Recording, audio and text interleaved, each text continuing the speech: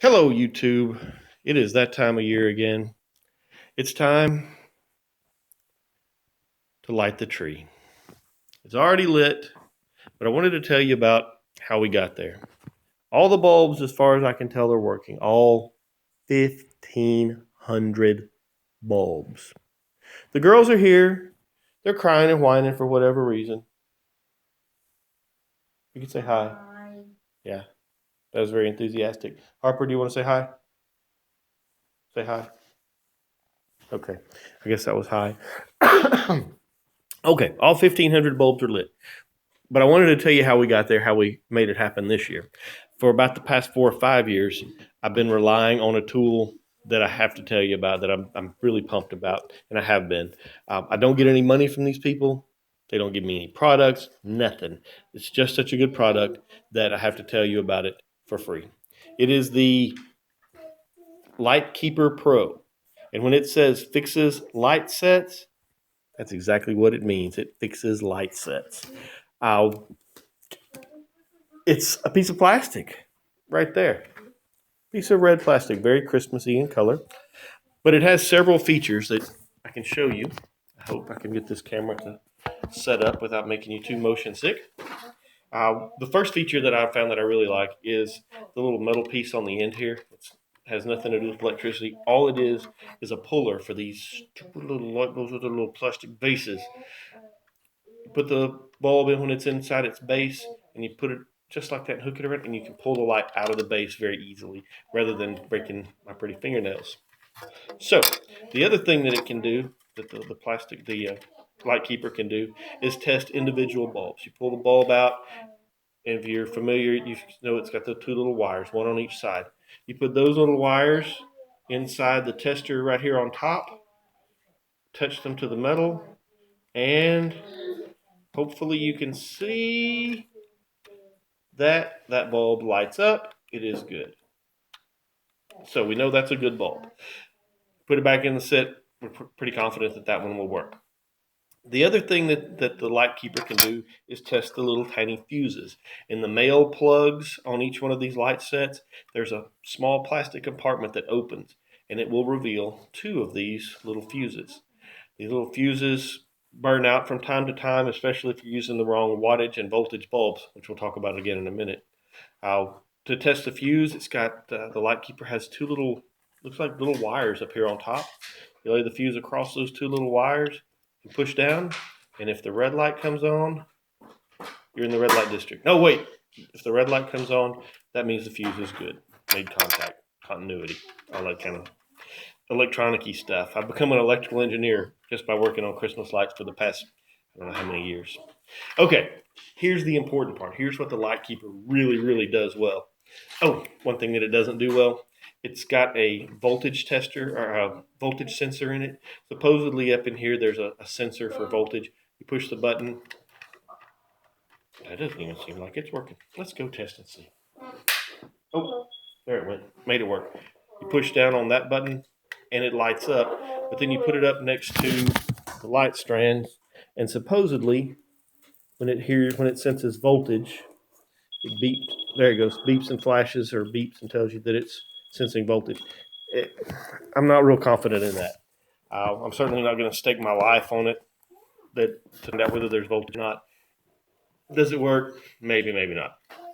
Here's what does work. This little part right here. You take the female end of this bulb, the little socket, where the bulbs plug in on each strand, and you put that socket right on there. You pull the trigger, and you see the two little metal contacts.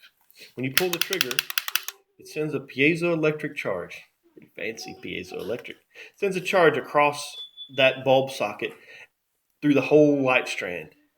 And inside these bulbs or somewhere, I'm not really clear on this part of it. I haven't gotten that part of my engineering degree down, but the instructions tell me all about it. It has what's called shunts, and those shunts sometimes burn out. And sending that piezoelectric charge across will make the shunts work again, get the whole strand working. So if you've got a strand with 5 or 6 bulbs or several bulbs that are not working and that all the bulbs are there, maybe you've tested each individual bulb to make sure it works, your fuses work, it still doesn't light up. Click it with that about 10 or 15 times, many times those lights will light right up. And you do that while it's plugged in, so you know you have immediate knowledge of whether that strand is going to work. The other thing that it has is right here. If you, for some reason, your bulbs sockets won't plug in here, you can plug the end of the male end of the light strand in here and do the same thing, same clicky thing. Hey, you can see that. Oh, yeah, you can see the electricity right through there. See the spark. Oh, that's pretty cool. Didn't know you could do that. Anyway, learn something new with the camera. So, either way, 15 or 20 clicks, then you plug your strand back in once you pulled it out of here. You know pretty quickly if your light strand is going to work or not. I've had great luck with this thing. It is my lifesaver when it comes to Christmas.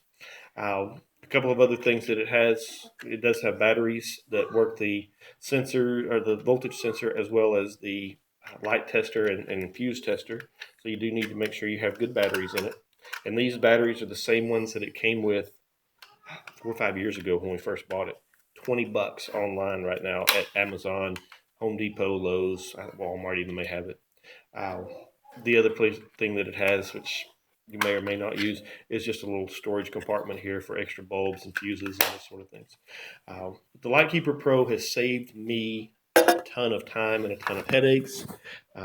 Putting up Christmas trees and checking Christmas lights will probably be listed on my death certificate as cause of death, but the Lightkeeper Pro helps me with that. I mentioned earlier the different voltages and wattages of lights.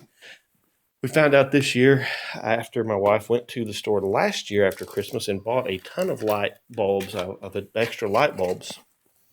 Bam, like that.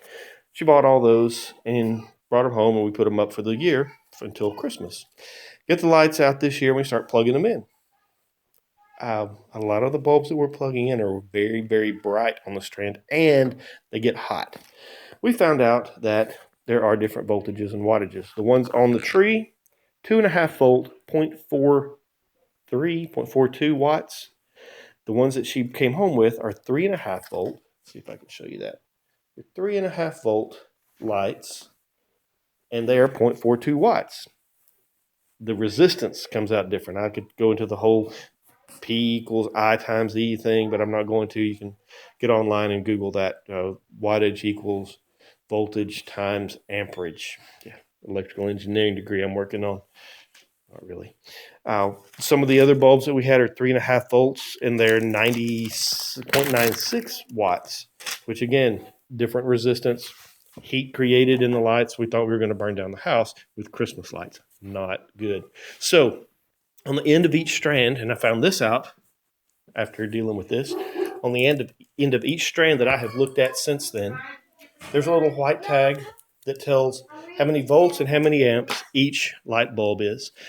Look at that. Make sure you get the correct voltage and wattage of light bulbs. Stacy's looking at me like I'm crazy. There she is, home from work. She's really happy to be on video, going on YouTube. She doesn't even know it yet. She's a YouTube star. And so thanks to her, I learned a lot more toward my electrical engineering degree.